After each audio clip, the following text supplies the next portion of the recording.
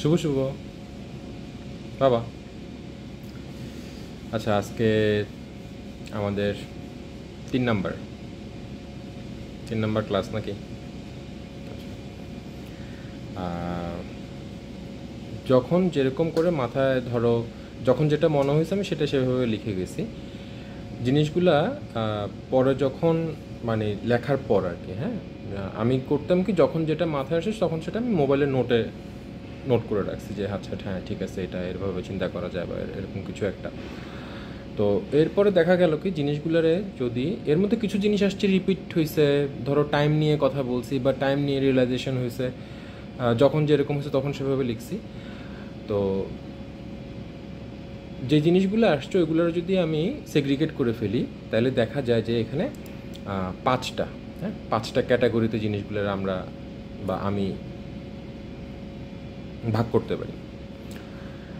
তার মধ্যে একটা হচ্ছে ধরো অ্যাক্ট অ্যান্ড রিয়্যাক্ট, একটা হচ্ছে তোমার টাইম, একটা হচ্ছে তোমার প্রবলেম সলভিং স্কিলের উপরে, বা তোমার প্রবলেম সলভ করতে হেল্প করবে এই ধরনের কোনো এই টাইপসের রিয়েলাইজেশনগুলো। এরপরে হচ্ছে হাম্বলনেস, এটা খুবই একটা ইম্পর্ট্যান্ট পার্ট লাইফের জন্য, এটা মাথায় রেখো সবসময়। তারপরে হলো সামথিং ইলজিক্যাল বাট ইফেক্টিভ। এইটা, এই টার্মটা বুঝতে হলে একটু তোমারে ধরো যে একটু বয়স হইতে হবে বাবা। অল্প বয়সে না এই জিনিসটা বোঝা যায় না, হ্যাঁ। একটু বয়স হইতে হয়, একটু এক্সপিরিয়েন্সের দরকার আছে এই জিনিসটা বোঝার জন্য। আর আরেকটা হচ্ছে ধরো মুভ অন, এটা লাইফে খুব ইম্পর্ট্যান্ট একটা জিনিস, মুভ অন, হ্যাঁ। জীবন হচ্ছে তোমার এটা থামে না, এটা এটা এটা মানে এটা এটা রানিং একটা বিষয়। এটা তোমার মন খারাপ, তোমার মন ভালো, তোমার তোমার খুব তোমার খুব ধরো মানে কি বলবো, তোমার খুব কষ্ট লাগছে বা কিছু একটা, জীবনের এখানে আসলে কিছু আসে যায় না। সো তুমি তোমার বাদ বাকি সব কিছু আলাদা করে রাখো, লাইফ হচ্ছে এটা মুভ অনের জন্য। আচ্ছা যাই হোক, অন্যদিকে চলে যাচ্ছি। তাহলে ব্যাপারটা কী দাঁড়াচ্ছে যে আমি আমার যে রিয়েলাইজেশন বা সেলফ ফিলসফি যেটাই বলো না কেন তুমি, আমি আমার এই জিনিসগুলোকে লেখার পরে দেখলাম যে আসলে জিনিসগুলোর 5টা ক্যাটাগরিতে ভাগ করা যায়। 5টা ক্যাটাগরি, তার মধ্যে একটা ক্যাটাগরিতে হচ্ছে অ্যাক্ট অ্যান্ড রিয়্যাক্ট। আজকে যে টপিকটা বলতেছি সেটা অ্যাক্ট অ্যান্ড রিয়্যাক্টে, আর গত 2 দিনে যে টপিকগুলোর কথা বলছিলেন এগুলো সম্ভবত গেসে হচ্ছে, হ্যাঁ সম্ভবত না, এগুলো গেসে হচ্ছে প্রবলেম সলভিং স্কিলের উপরে। আচ্ছা, আমরা একদম সবগুলো শেষ করার পরে দেন একটা সামারি করবো জিনিসটা নিয়ে, হ্যাঁ। বাবা কি পড়ালেখা চলছে, সামারিও হবে আবার, হ্যাঁ। ওকে, আমি 3 নাম্বার পয়েন্টে যেটা দেখা গেল সেটা হচ্ছে যে আমি লিখলাম act before react, cause results of react are always costly. এটার এই টাইপের জিনিস যেগুলো আছে, আমি অ্যাক্ট এবং রিয়্যাক্ট নিয়ে যে কথাগুলো বলছি আর কি, হ্যাঁ, এগুলার রিয়েলাইজেশনটা সাথে সবসময় দেখা গেছে যে তোমার ঠাকুমা অথবা তোমার দাদুর রিলেটেড কোনো কারণে হয়তো। আচ্ছা, কোনো কারণ, আমি তোমার ঠাকুমারটারে ব্যাখ্যা করি, হ্যাঁ। তোমার ঠাকুমা চলে যাওয়ার পরে আমি আমার কাছে যেটা মনে হইলো আর কি, যে তোমার ঠাকুমার সাথে যে রিয়্যাক্টগুলা করে ফেলছি, যে রিয়্যাক্টগুলা হয়ে গেছে, আমি হয়তোবা সেটা আরেকটু বেটার করতে পারতাম, যে আমি হয়তোবা ব্যবহারটা অন্যরকম করতে পারতাম, যেটাতে তোমার ঠাকুমার মনে হয়তো কষ্ট নাও লাগতে পারতো। আচ্ছা, কষ্ট নাও লাগতে পারতো। তো এখন এখন তাইলে কি করা যাবে? এখন কি কিছু করার আছে আর?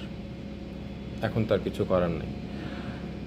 এই জিনিসটা না আমার খুব ভোগাইলো যে এটা আমি কেন করলাম, এটা তো আসলে না করলেও পারতাম। এই যে না করলেও পারতাম, এই এই আইডিয়াটা না শুরুতে মানে আসে নাই কখনো। যখন যখন আমি খুব রিয়্যাক্ট করছি, যখন আমি খুব রেগে আছি, তখন মনে হচ্ছে আমি যে রিয়াকশনটা দেখাচ্ছি, যে রিয়্যাক্টটা আমি করছি ওইটা লজিক্যাল। এটা মাথায় রেখো, তোমার অ্যাঙ্গার তোমারে সেটা দেখা আসলে যেটা হচ্ছে না, বা যেটা আসলে দেখা উচিত না, হ্যাঁ। যখন একটা একটা রিয়্যাক্ট করে ফেললাম, ঠিক আছে, একটা রিয়্যাক্ট করে ফেলার পরে দেখা যায় কি এটা আমার নিজের মধ্যে হয় যে ইস কেন করলাম, কেন করলাম। আর তোমার ঠাকুমা চলে যাওয়ার পর আমি আমি বুঝতে পারলাম যে ব্রেন বলো বা যেটাই বলো, মন বলো, এরা সব ইনফরমেশন আসলে রেখে দেয়। হ্যাঁ, পরবর্তীতে এই ইনফরমেশনগুলো তোমার মনে করাবে যে, আমি যদি আমারটা বলি যে জ্যোতির্ময় অমুক সময় অমুকের সাথে তুমি এই কাজটা করছিলা, মানে এটা এটা খুব পেইনফুল। এখন ওইটা তো তুমি রিকভার করতে মানে ওইটার তো তুমি রিওয়াইন্ড করতে পারছো না, না মানে, বাট এটা তোমার সময় অসময়ে পেইন দিচ্ছে। অমুকের সাথে কাজটা ভালো হয়ে যায় নাই, তমুকের সাথে এই ব্যবহারটা করা উচিত হয় নাই, ঠিক আছে। এই জিনিসগুলো না খুব খুব মানে খুব পোড়াবে ভেতরে। সো রিয়্যাক্ট করো না, অ্যাক্ট করো। তোমার দাদুর সাথে হয়তো কোনো কারণে খুব কথা কাটাকাটি হয়ে গেল। এখন যখন কথা কাটাকাটি করছি বা যখন কথা কাটাকাটিটা হচ্ছে, তখনও আমি চেষ্টা করছি নিজেরে কন্ট্রোল করার জন্য, বাট মানে হয় নাই বা কোনো কারণে হয়তো পারি নাই। বাট এটা পরে খুব কষ্ট দেয় যে কেন করলাম এটা, কেন করলাম। আমি যদি মানে এই অ্যাক্ট অ্যান্ড রিয়্যাক্টের যে আরও কিছু রিয়েলাইজেশন পরে যখন আসছে তখন লিখে রাখছি। তো আর 2টা লাইন আছে অ্যাক্ট অ্যান্ড রিয়্যাক্ট নিয়ে, মোট টোটাল 3টা লাইন। তার মধ্যে দ্বিতীয় লাইনটা হচ্ছে in the long run only human is important. অন্যান্য কিছু আসলে ম্যাটার করে না, নট আদার থিংস। এরপরে লিখলাম যে react with the person you love is easy, but think twice if it's worth. হ্যাঁ, তো দিন শেষে দেখো মানুষকে হারাইতে হয় আসলে, বা হয়তো বা যারা বুদ্ধিমান তারা না হারাইলেও বোঝে, বাট তোমার বাপটা আসলে বোকা মানুষ, তো স্টুপিড লেভেলের পিপল। তো আমি হারানোর পরে বুঝলাম, যাদের সাথে রিয়্যাক্ট করলাম তারা তো ছবি হয়ে গেল। এরপরে আমি রিয়েলাইজ করলাম মানুষ দাঁত থাকতে দাঁতের মর্যাদা বোঝে না। এটা খুবই বাস্তব একটা কথা আর কি। হ্যাঁ, যারা চলে গেল তাদের সাথে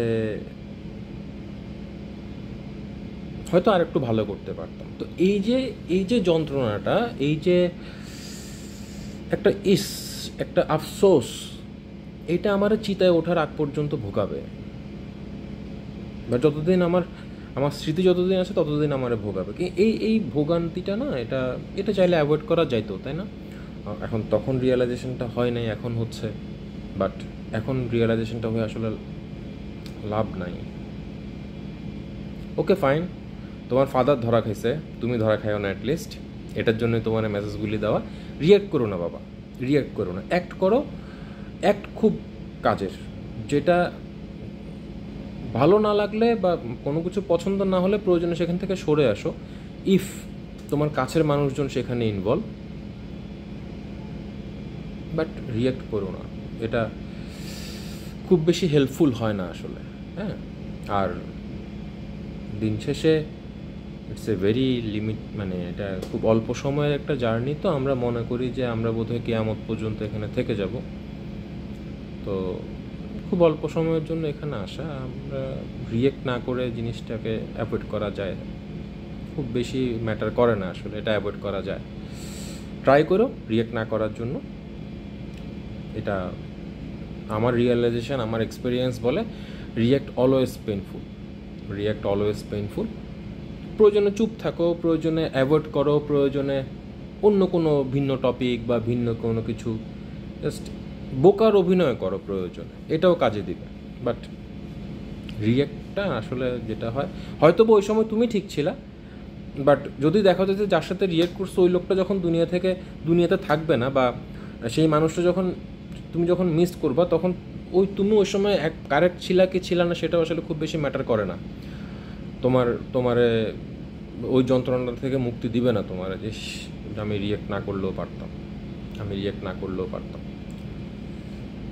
অ্যাক্ট অ্যান্ড রিয়েক্টে নিয়ে এই 3টা জিনিসই ছিল আমার এখানে আজকে এই টপিক।